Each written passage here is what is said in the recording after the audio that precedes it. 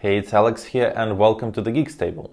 So today my table is a little bit empty. I have only the old Pixel 3 and the box from the Pixel 4. It's the only Pixel stuff that I could find at mine. So Google has just announced the new lineup last week and a lot of Pixel owners are thinking of upgrading to the newer Pixels these days. And I'm here to tell you everything I know about them and give you some suggestions. Today we are going to have a virtual look at Pixel 5, Pixel 4a and the Pixel 4a 5G. And yes, it's a terrible naming because Pixel 4a 5G is not a Pixel 4a with a 5G support. It's actually a different model. So first of all, is Pixel 4a, the old guy, is a thing in the end of 2020? I'd say yes, only if you're on a tiny budget, because the model is full of compromises. And, well, it's kind of old. On the bright side, it has a Full HD Plus display with the same resolution as other Pixels. And because of its smaller size, the pixel density here is the highest one. It's 443 pixels per inch. On the dark side, the refresh rate is just standard 60 Hz. So games and scrolling won't look as smooth as on 90 Hz or 120 Hz displays. Personally, I don't really care about the refresh rate since I'm not a mobile gamer, but maybe it's a case for you. However, the lack of high refresh rate means that the battery won't be dying that fast. And it's important because Pixel 4a has the tiniest battery among all the lineup. On a shooting day, I usually use Google Maps to travel between the shooting locations, and I use the camera app, of course. And they together drain the battery like crazy. So in this case, Pixel 4a will definitely require a power bank. Speaking of the camera, so don't let the naming confuse you.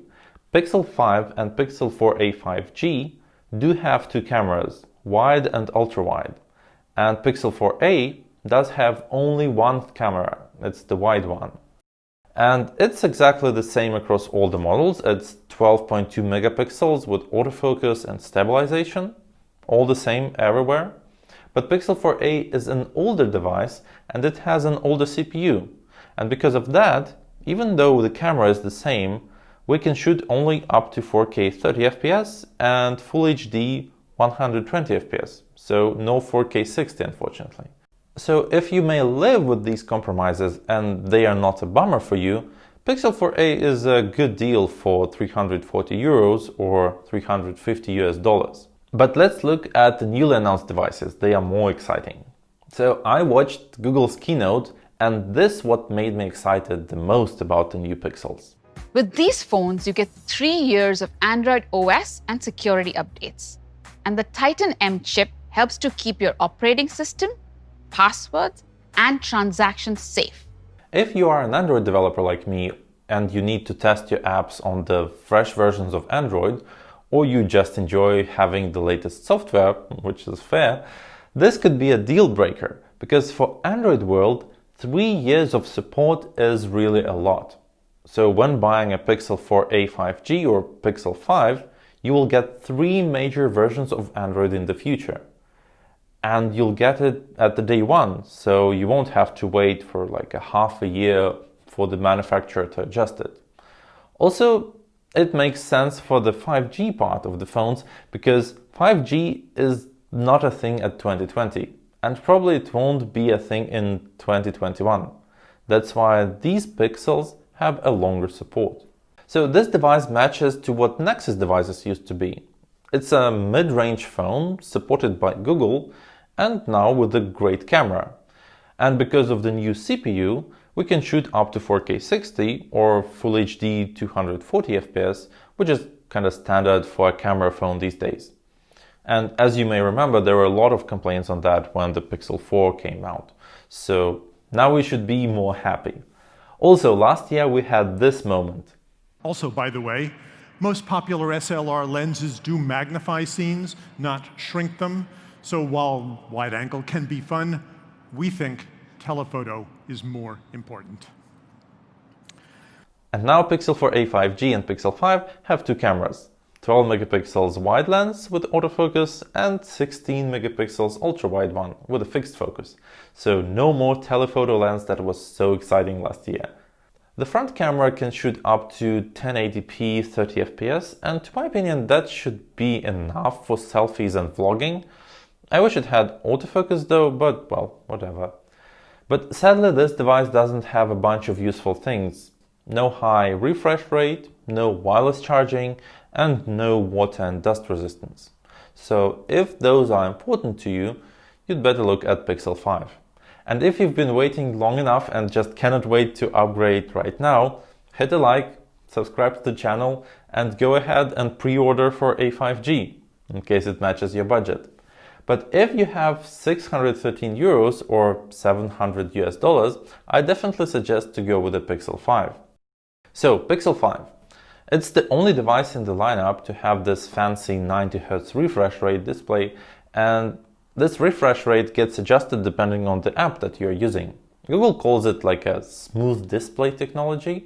So the refresh rate is not consistent, it can bounce from 60Hz to 90Hz, and this bounce actually may save your battery a bit. And speaking of the battery, it's actually a small miracle.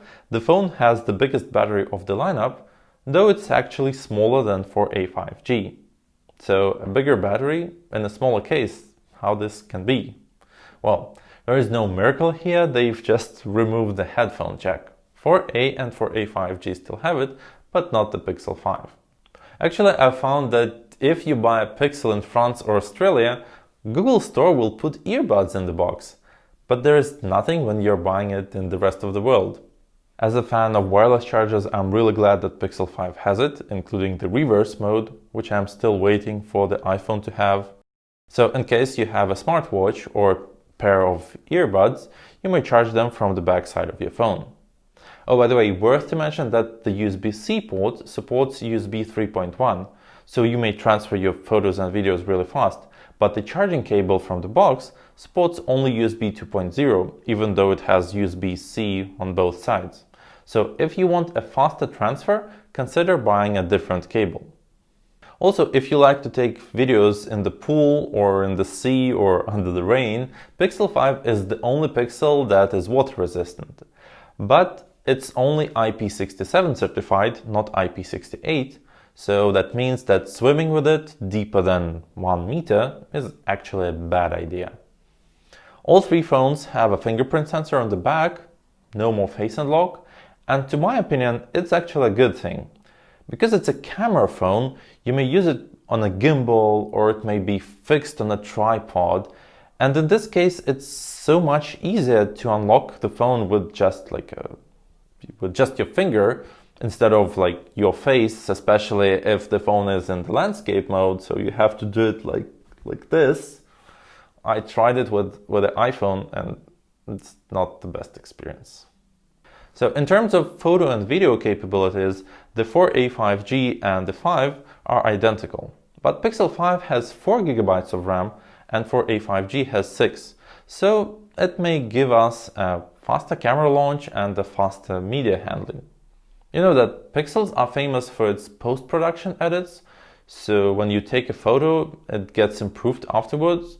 So on Pixel 5 it will probably happen faster. And actually they've introduced 2 new features for the camera, and one of them is for the photos. It's called the portrait light, and it's nothing to do with the portrait light on iOS when the screen flashes while you're taking the selfie. It's actually a post-production feature that analyzes the photo and finds the face on the foreground that you may highlight or make darker. And what's really amazing is that this feature will be available in the Google Photos app. So you will be able to use it on your existing photos, even like 5 years old. So Google's AI algorithm should handle that. The other feature is for the videos, and it's stabilizing because, well, no one likes shaking videos. An iPhone, for example, has a great stabilizing functionality. But because it's iOS, we don't really have a lot of control over it. So Google, on the other side, allows you to switch between 3 modes: the locked stabilization, the active mode, and something that they call a cinematic pan.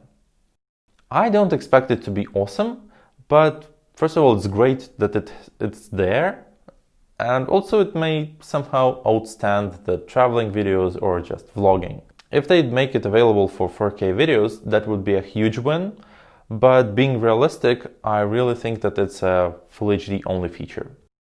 Okay, so wrapping it up, I'd say that if you want a Pixel phone right now and you can afford it, go for it. Pixels were hated for the battery, for no 4K 60, and for the high price. And with Pixel 4a 5G and Pixel 5, Google actually fixed all of those complaints. But if you can wait a little bit, I'd get a Pixel when it will be on the sale. Because it's a challenging year and saving a bit, if you can, is the right thing to do. Okay, please hit a like and subscribe. I hope this video was useful for you. It's been Alex, and see you at the Geeks Table. Bye bye.